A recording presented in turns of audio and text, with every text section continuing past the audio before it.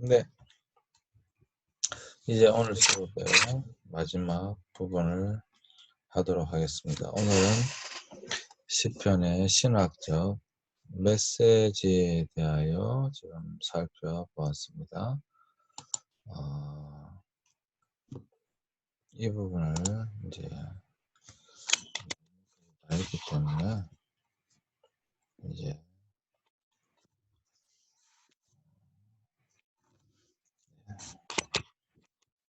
다시 한 번 더 오늘 배웠던 부분들을 반복해서 살펴보도록 하겠습니다. 네, 오늘은 시편의 신학적 메시지에 대해서 했죠.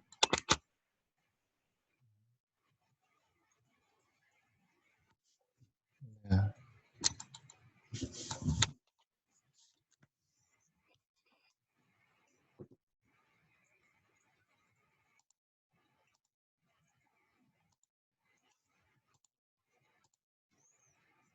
네.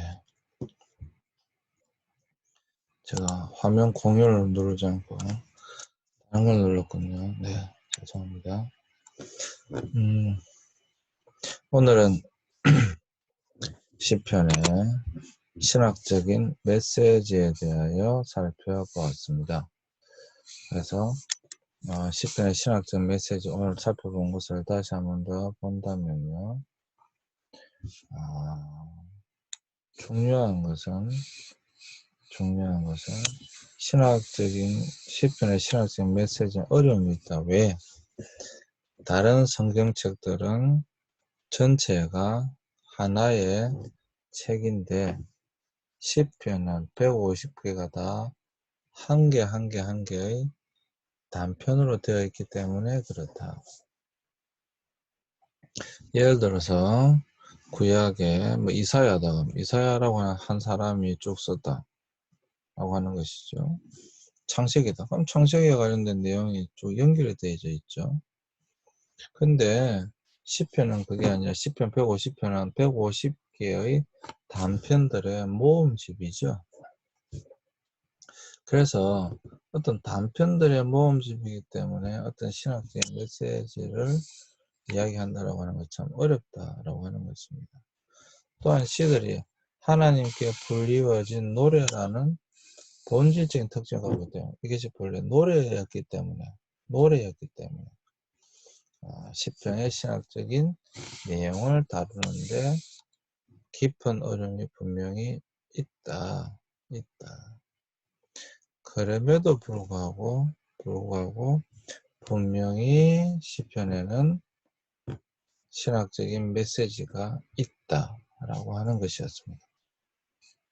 이런 어려움도 있음에도 불구하고 분명히 시편에도 신학적인 메시지가 있다라고 하는 것입니다.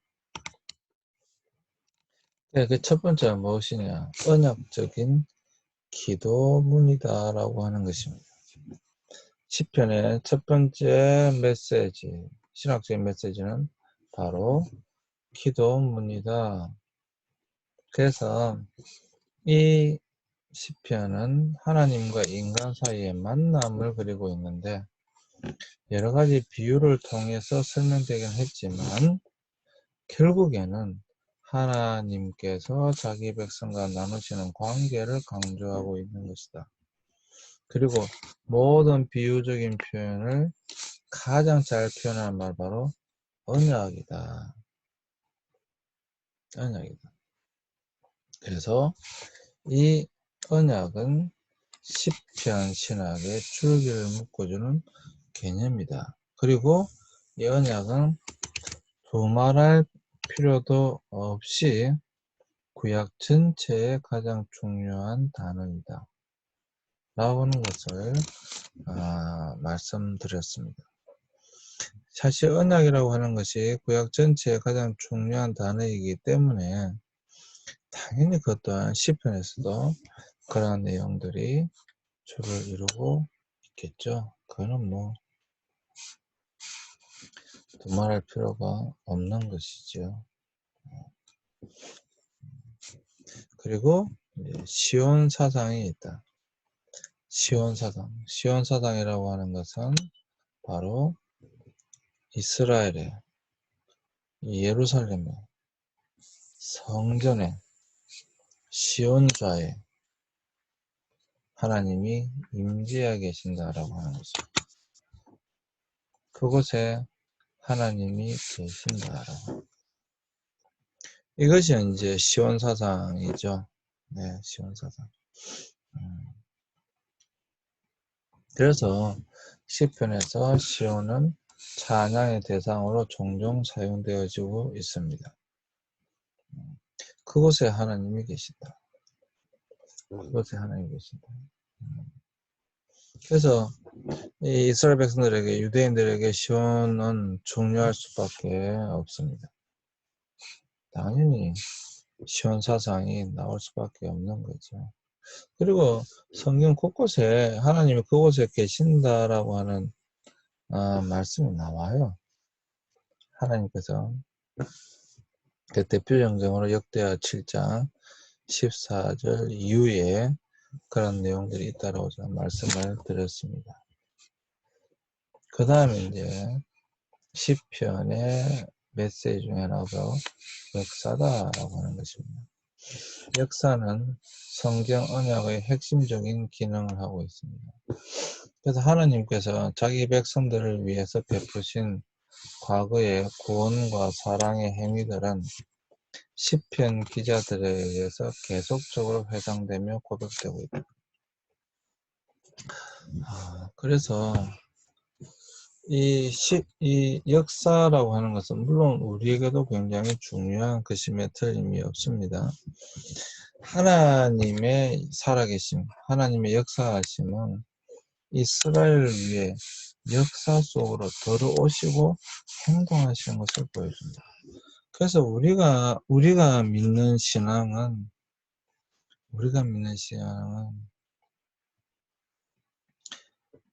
관념적인 그런 신앙이 아닙니다. 실제 우리의 삶 가운데 일어나는 그런 역사적인 사건이다라고 하는 것입니다. 그것이 우리 기독교 신앙이에요.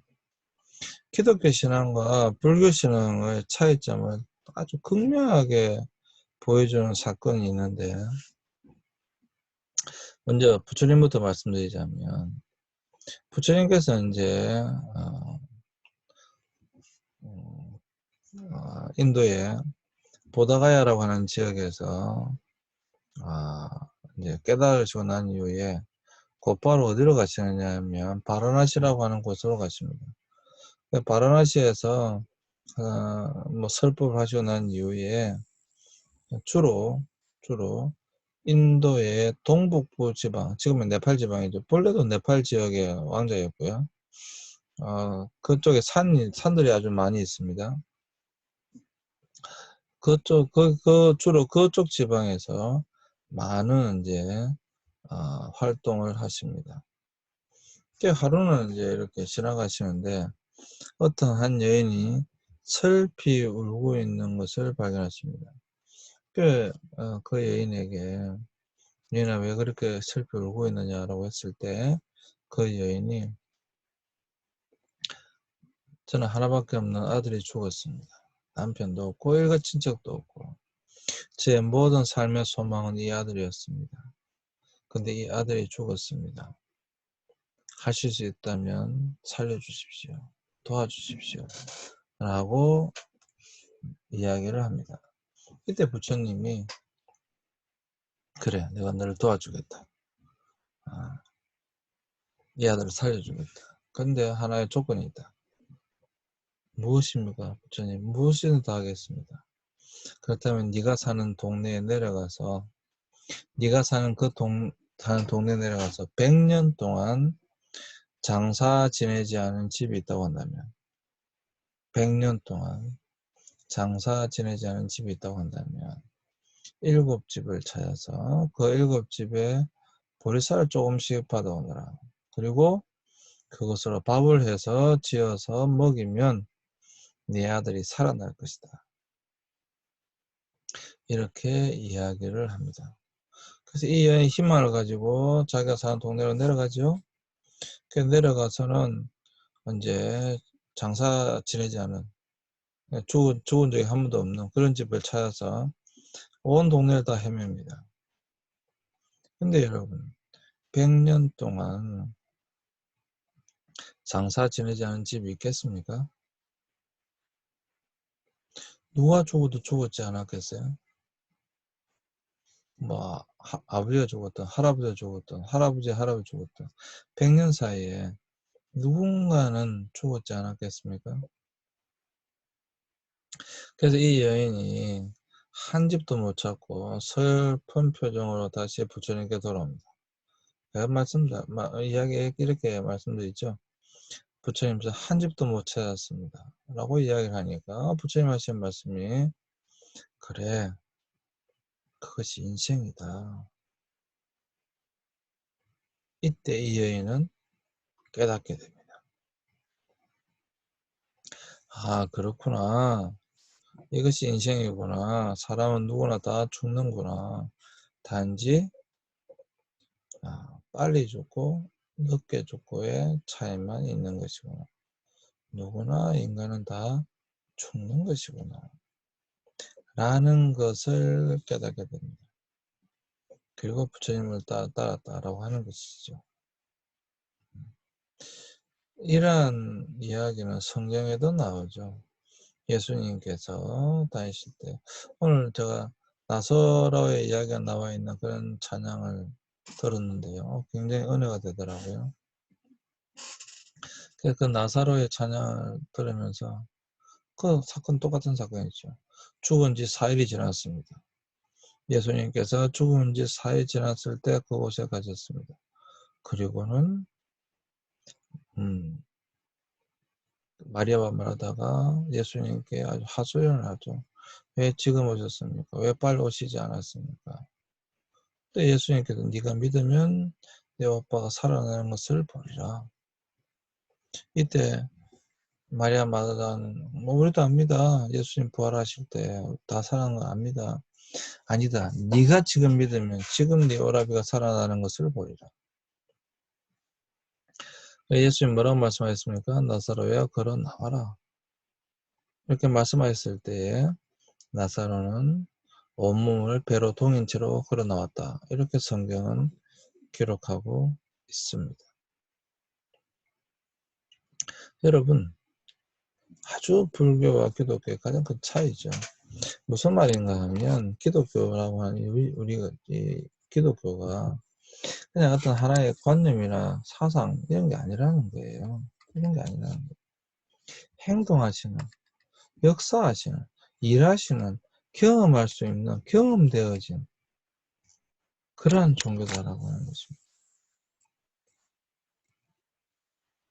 그러니까 역사 가운데 행하신 하나님을 만나는 것은 굉장히 중요한 것입니다.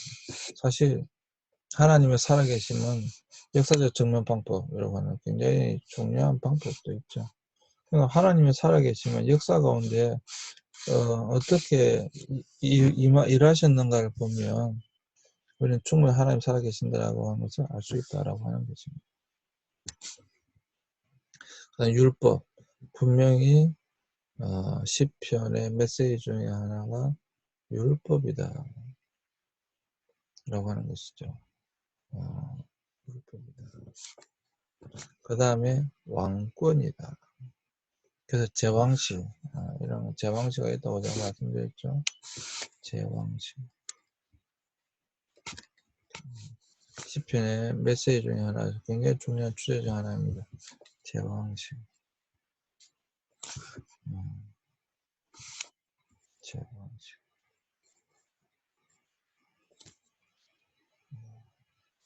그 다음에 전쟁에 관련된 전쟁에 관련된 시들도 분명히 메시지가 있습니다. 그 다음에 이런 것들이 있었고요. 방금 그것은 시편의 신학적인 메시지고 이제는 시편의 논정적인 기능 논하고 증명하는 논정적인 기능 시편이 분명히 어떤 우리가 믿는 것에 대하여 논정하는, 논하고 토론하고 정리하는 그런 기능이 분명히 있다라고 하는 거예요. 그래서 그때 당시에 가장 중요하게 증명하고 있던 것이 우상숭배인데, 이 우상숭배, 그리고 이 시편은 이런 위험성들을 여러 가지 방식으로 보여주고 있는데, 이러한 것들에 대한 논증적인 기능, 반박하는 기능, 여호와 하나님을 정죄하는 기능, 이런 것들이 분명히 시편에 있다라고 하는 것입니다. 대표적으로 시편 29편 아까 읽어봤으니까요. 그 다음에 신약으로 접근, 이게 마지막이었죠. 굉장히 중요한 것이 무엇인가 하면 시편의 마지막, 어떻게 보면 가장 중요한 것 중에 여러분, 시편은 단순히 예배 때에 사용되어졌다라고 하는 것을 넘었습니다. 분명히 구약에는 또 신약에도 지금도 시편은 예배 때의 찬양으로 가장 많이 불려지고 있는 것이 사실입니다. 그때나 지금이나. 그런데 또 굉장히 중요한 것이 있는데, 그것이 무엇인가? 바로 신약에서 가장 많이 인용되어졌다고 하는 것입니다. 그러니까 신약에서 가장 많이 인용되어졌다라고 하는 것, 시편을 가장 많이 인용했다라고 하는 것. 이것은 시편이 단순히 하나의 노래나 시가 아니라 바로 하나님의 말씀이다라고 하는 것을 예수님께서 인정하신 것이다. 굉장히 중요한 것이죠. 그리고 신약의 내용들을 다시 유추해 보면, 다시 되돌아 보면 시편에 있는 말씀들이 이루어진 것을 우리는 보게 되어진다라고 하는 것입니다. 특별히 기독론, 예수의 그리스도로는 예수님께서 메시아이자 하나님의 아들이라는 것을 증명하기 위해서 시편을 많이 사용하고 있다. 가장 많이 사용하고 있다. 물론 이 다윗 왕권의 어떤 그 영원한 것에 대한 것도 있지만, 사실 가장 중요한 것은 바로 메시아입니다. 뭐 우리가 알다시피 시편 뭐 22편, 23편, 24편, 네. 이건 어떻게 보면 메시아의 어떤 모습들, 시편 22편, 나의 하나님 나의 하나님 어찌하여 나를 버리시나이까, 구원받기 전에 우리 인간의 실존의 모습이라고 한다면 시편 23편, 여호와는 나의 목자시니 내가 부족함이 없으리로다. 구원받은 자로서의 삶. 시편 20, 문들아 머리 들어라, 들릴지어다 영원한 문들아, 천국에 대한 이야기. 뭐 하여튼 이런 식으로 시편은 분명히 여러분 신약에서 가장 많이 인용한 책이고, 예수님께서도 인용하셨으며, 더 나아가서 그런 그리스도에 대한 많은 내용들을 담고 있는 것이 바로 시편이기도 하고, 그래서 시편이 그리스도 안에서 성취될 수 있는 것은 시편의 시들과 예수님과의 연결점, 그리고 시편의 기자와 예수님 사이의 관련성, 이러한 것들에 대하여 우리는 충분히 인식하고 있어야 된다라고 하는 것입니다. 자, 오늘은 시편의 신학적 메시지에 대하여 살펴봤습니다. 바라기는 이번 시간에 배웠던 이러한 모든 내용들이 여러분들에게 도움이 되어졌으면 좋겠습니다. 뭐 특별히 어려운 내용은 아니었기 때문에 여러분들이 충분히 이해하실 수 있으리라고 생각합니다. 또 언제든지 의문이 있으시면 저에게 질문해 주시면 감사하겠습니다. 네, 여러분 참으로 수고하셨고요. 또 한 주간 건강하게 잘 지내셨다가 다음 주에 또 뵙도록 하겠습니다. 네, 여러분 감사합니다. 수고하셨습니다.